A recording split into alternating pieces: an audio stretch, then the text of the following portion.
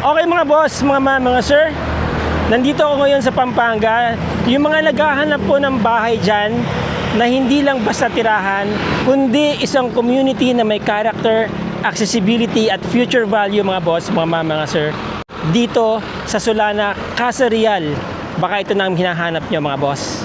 May papakita ko sa inyo, dalawang properties po dito. Tara, tignan natin.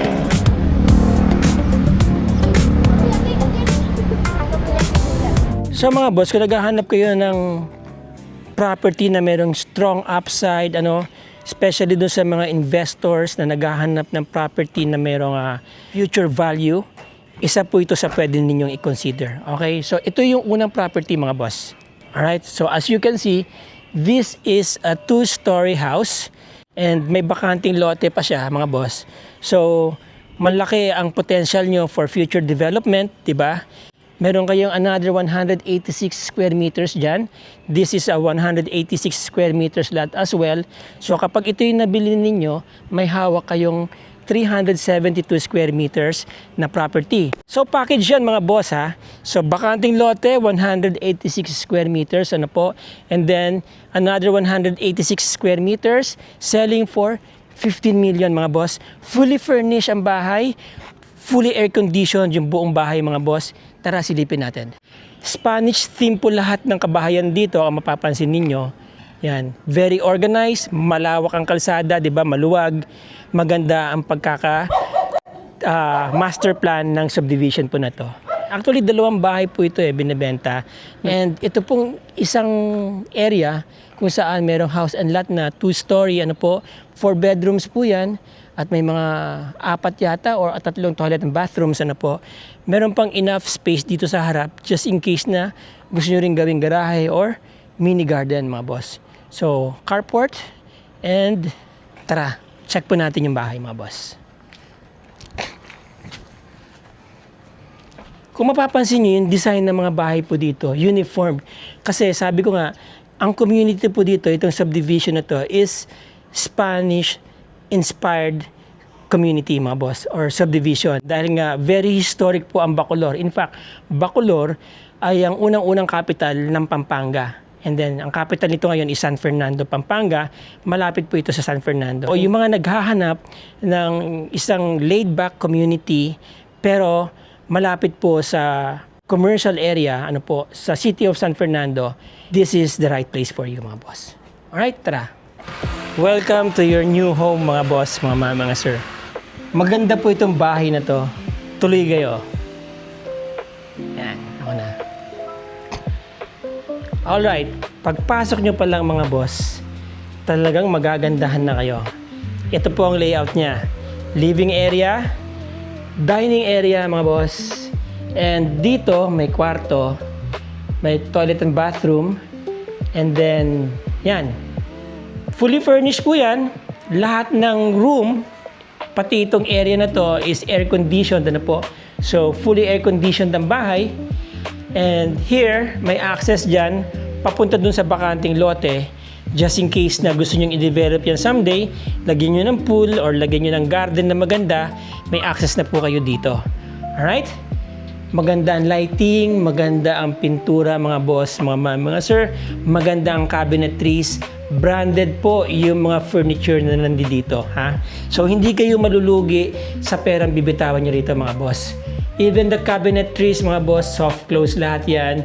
Meron na kayong magagamit ng mga utensils.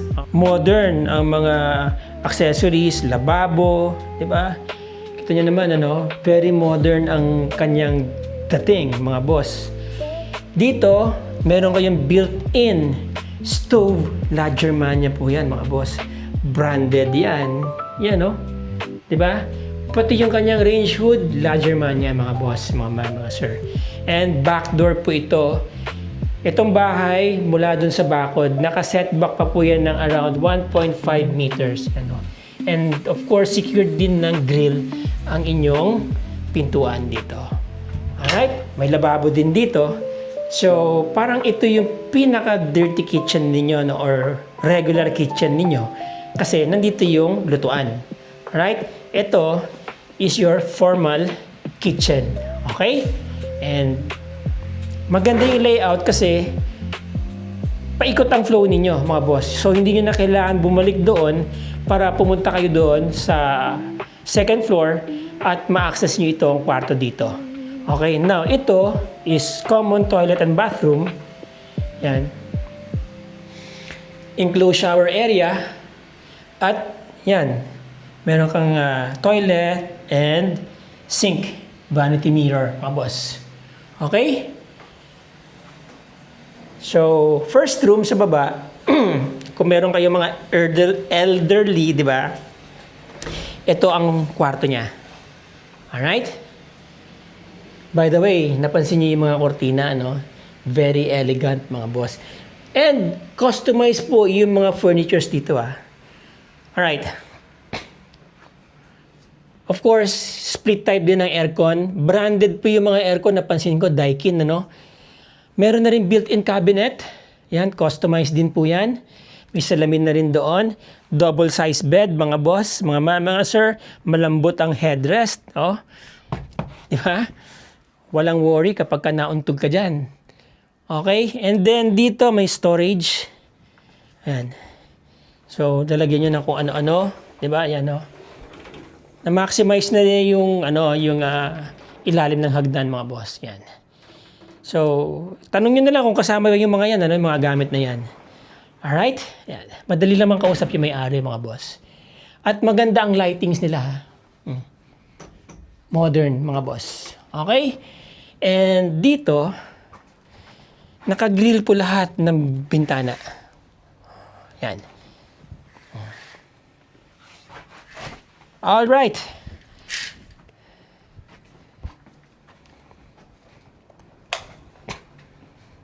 Sara natin. Diba? By the way, mga boss, bago ko makalimutan, no? Ang breaker nyo nandito.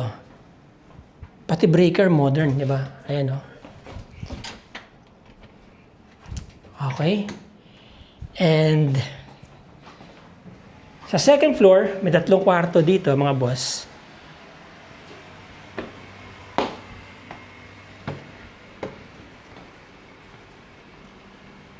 Hindi masikip ang hagdan, mga boss. And yun, no?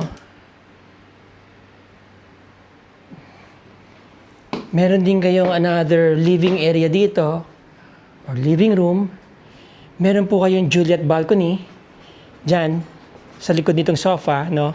Yan, no? Pwede nyo buksan po yan. So, may tambayan kayo dyan sa labas. And yan, mga boss. Meron ng kasamang TV, videoke, diba? Karaoke, speakers, yan, no? Parang lumuwag yung space niya dahil dyan sa salamin na yan. Alright? Buksan natin yung mga ilaw, mga boss, para makita nyo. Yun. O, diba? Naka-cove light. Pati dito. Tama ba? Chandelier ba tawag dyan? Bahala na kayo, mga boss. Anyway, so meron 3 kwarto dito. Master bedroom sa kaliwa pag akyat ninyo. And may 2 pong regular rooms, ano? Dito muna tayo sa master bedroom, mga boss. Mga ma'am, mga sir. Yun, di ba? Cozy, di ba? King size bed, mga boss. Yan. Right? May TV na rin dito. May mga drawers, ano. So, may lampshade. Queen size bed. Same headrest, no? Malambot. Malaki bintana dito. So, kung gusto nyo lang ng natural light, buksan nyo lang tong kortina. Diba? Ayan. Pasok na liwanag. Meron din kayong balcony dito, mga boss. Ayan, oh. Nakadugtong yata doon sa kabilang kwarto yan. Yung balcony niyan dito. Alright? Of course, air conditioned din, mga boss. Ayan, oh. Sabi ko nga, branded Daikin, ano? May built-in cabinets na rin. And may sarili tong toilet and bath. Ito. Yun. Hot shower, enclosed shower area. Diba? Modern ang toilet, mga boss. Yan, o. Water closet. Para saan to? Okay? Branded. Ang sink, ang lavatory, mga boss. Tapos, yan, may cabinet din sa ilalim. Okay? Pulido ang pagkaka-tiles, ha. Alright. Maganda yung enclosure niya. Parang tempered glass to, malamang. Alright. Branded po yung mga accessories, ha. Built-in cabinet. Ito pala. Yan. So, yan ang itsura ng loob ng cabinets, mga boss. Customized po yan. Okay? And then, napansin ko rin yung kanilang mga outlets. Universal. So, hindi nyo na kailangan maghanap ng mga adapter kapag bilog yung anong tawag doon, yung prong ng inyong saksakan, di ba? Ng inyong gadgets. Okay. And this is the second room dito sa taas. So you have here your king size bed or double size bed siguro yan. Meron na rin built-in cabinets, sliding. Okay, may mga drawers as you see. Mirror. May malaking TV na dito, no? Yan, may mga shelves. Air conditioned din, cove light, mga boss. Yan, may mga drawers na rin dito, di ba? So, sulit na sulit ang investment nyo dito, mga boss. Alright, so that is the second room dito sa second floor. And third room, almost the same, no? May lampshade na, air conditioned, okay, may kama na, built-in cabinet, yan, mga boss. Cove light na rin dito, di ba? So, there you go. So, ito po yung first house na papakita ko sa inyo. Ang presyo po nito, 15 million, kasama na po yung bakanting lote. And yan, meron siyang blinds dito. Pag tinaas nyo yan, that is a fixed window para pasok na pasok talaga natural light from the outside. Alright. Patayin na natin.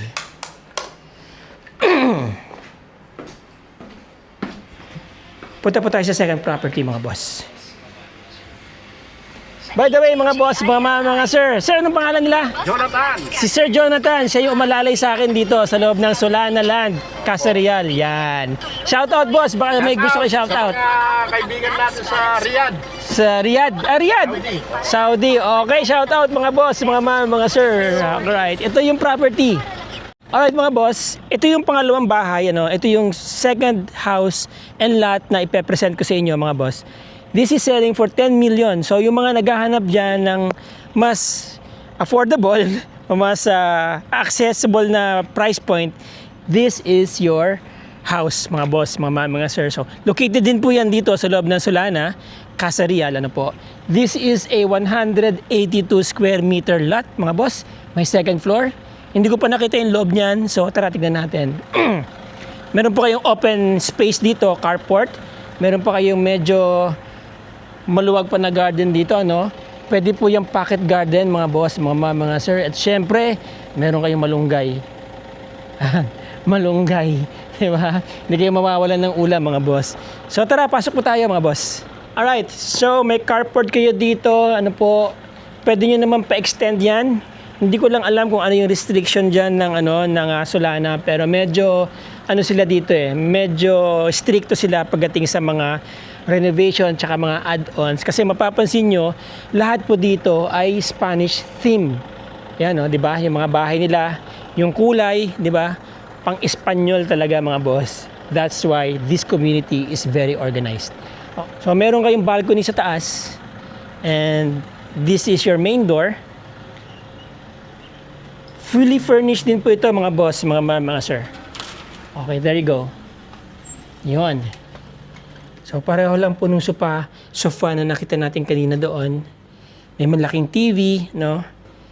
And then, yan na po yung inyong dining area. Meron kayong 6 diners na tables and chairs dito. Fully air-conditioned po yung buong bahay, mga boss, mga sir. And buksan natin lahat ng ilaw, of course. Yan. Nag-iiba-iba yung color mood niyan Alam ko. Yan. Yun, di ba? Alright. So, dito, nandito yung inyong kitchen. May ref na kayong magagamit, mga boss, mga sir. Modern ang lababo. Ano po, maganda ang accentuation ng cabinetries niya, mga boss. 'Di ba? Malinis, tidy ang bahay, mga boss. At meron na kayo ditong built-in na gas stove. And of course, merong katerno yan na range hood. Branded ha, La Germania. Okay? Ay, sorry. Right? So, syempre, soft close yan. Alright?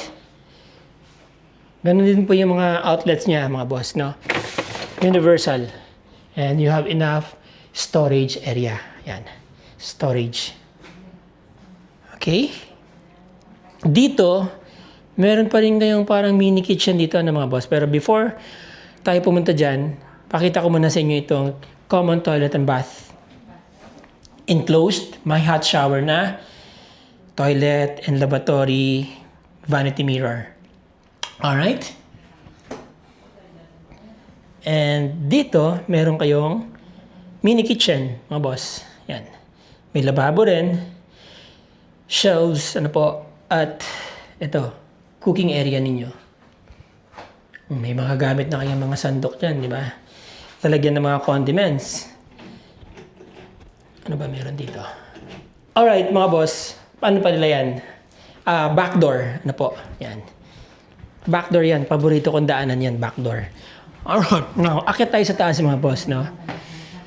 So, very spacious ang hagdan niya, mga boss. Hindi siya masikip, no? Merong 3 rooms po dito. Ako nakakikita. Alright? So, pag akit nyo ng hagdan, merong toilet and bath dito. May hot shower na rin. Yan, o. Okay? Air condition. Alright. And kwarto. Yun. Window type aircon, built-in cabinets, ano po. Malaki mga bintana nito eh. Ayan, no? Right? Very neat, ha? Queen size bed. And of course, may mga accessories na. Di ba? Nandito, may malaking salamin dito. May pogi. And another room here, mga boss. Same layout. Window type aircon. And then, ganun din po ang kanyang built-in cabinet. Okay? Windows. Alright. And here, another room. I think this is the master bedroom. Yes. Yon. So, dito, meron kang king size bed, mga boss. And meron tong, yan. May sofa dito, di ba? Cleopatra ba tawag dyan? Air condition, split type, call-in. Okay. And ensuite, toilet and bath. Yun. Hot shower, enclosed shower area. Yan, nakapatong yung sink, no? Yung lavatory, branded, Pozzi. Tama ba pronunciation ko? Pati yung toilet, mga boss. Okay? Huwag na natin buksan. Of course, may bidet. Diba? Alright? So, this is your master bedroom. Yan ang sahig. Built-in cabinet. And dito, meron kayong balcony. Yan. Yun, no? Pwede kayong lumabas dito, mga boss. Magandang tanawin dito. Diba? Dito, makikita niyo yung mga green pa dito. Yan, future development po yan. Yan. I think hindi na yata nila lalagyan dito, ano? The landscape na lang siguro nila yan, mga boss. Okay? Yan yung malunggay nyo. Alright, maluwag po itong balcony dito, no? Pwede kayo maglagay ng mesa dito or upuan, di ba? Ako, gusto kong tambayan tong balcony usually. Dito kita niyo yung Jose Abad Santos Avenue. Ilang minutes na lang, I think mga 10 minutes, nandyan na kayo sa San Fernando City, mga boss. Tapos, NLEX na all the way to Manila, mga 1 oras na lang. Alright. Okay. Hindi kayo lugi dito mga boss. This house is selling for 10 million.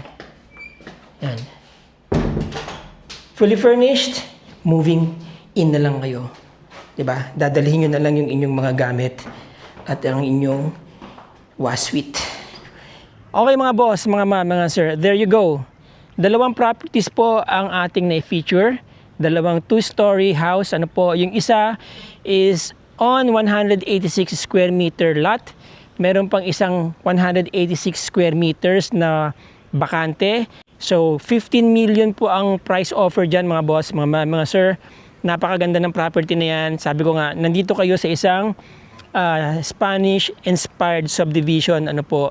So, maganda ang upside yan kasi yung bakanting lote na yan, malaki ang future potential po ng property na yan. Maganda yung bahay mga boss, fully furnished, air-conditioned lahat ng area mga boss, mga sir. Moving in na lang po kayo. And then, yung second property, ito po, mas maliit. This is priced for 10 million mga boss, mga sir. Same, customized po ang mga furnitures. Move-in ready na po siya. Fully air-conditioned po lahat. At magandang location mga boss. Yung dalawang properties na yan, magandang location nila. Malapit po sila sa mga amenities ng subdivision na to. Swimming pool, simbahan, clubhouse, hardin mga boss, meron sila dito. Malapit sa entrance, ano po, at malapit na kayo sa Jose Abad Santos Avenue. Yan pong highway na yan po yung main road going to Guagua, San Fernando, and Mexico and other nearby towns mga boss. So, San Fernando City is about 10 minutes drive from here. Nandyan din po yung NLEX, and Metro Manila about 1 hour or more from here mga boss, mga sir. So you are basically in a very laid back community, well organized community mga boss, and yet very accessible kayo sa mga workplaces, schools, ano po, commercial area, and main or major roads mga boss, mga sir. Again, 15 million, yung 186 plus 186 na vacant lot, and 10 million itong bahay na nasa likod ko mga boss. 182 square meters po ang lote niyan. Lahat po yan titled na ready to transfer mga boss, mga sir. Okay? So yung mga interesado dyan, nandyan ang aking contact details sa screen. Nandyan din po sa description ng video, plus yung mga iba pang detalye sa bahay na to. At kung gusto nyo makita or gusto nyo mag-tripping dito mga boss, mga sir, give me a call, message nyo ako, email nyo ako mga boss. Magandang laban po yan, magandang price points po yan. Kasi nung nakausap po yung owner, actually sabi niya sa akin, halos konti lang daw yung dinagdag niya doon sa original price kung magkano niya na-acquire yung property. So, ibig sabihin, kung halimbawa bibili kayo ng bakanting lote dito, magpapatayo kayo ng ganong klaseng bahay at maglalagay kayo ng mga ganong klaseng furnitures, mas malaki pa po ang gagastusin ninyo in terms of time, effort, at syempre wala na kayong iisipin, di ba? Kapag buo na yung bibilihin yung bahay, mga boss, mga sir. Again, mga boss, mga sir, maraming salamat sa inyo. Maraming salamat sa inyong panonood, mga boss, mga sir. Let's be grateful every day. See you on the next vlog. Ciao!